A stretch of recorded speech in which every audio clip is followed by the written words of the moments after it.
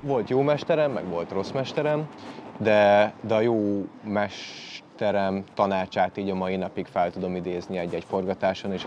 Azért kevesen jutnak el odáig, hogy végül olyan szerencsések legyenek, hogy az egész életük a filmezésről szóljon. Alapból a diákokban is van egy félelem, hogy így nem mernek oda menni a nagyobb emberekhez, pedig igazából nagyon sokan ezt felejtik el amúgy, hogy ők ugyanolyan emberek, ugyanúgy elkezdték valahonnan, csak hát nyilván bevált neki. Az, ha ilyen emberekkel találkozhatnak, perspektívát mutat számukra, illetve erősíti a közösség mi voltát, ami egy jó megtartó erő. Hát szerintem a kapcsolatot tartani igazából jó, hogyha így nem vonulnak el meditálni egy barlangba, vagy ilyesmi, hanem így át akarják adni a tudást a fiatalabbaknak.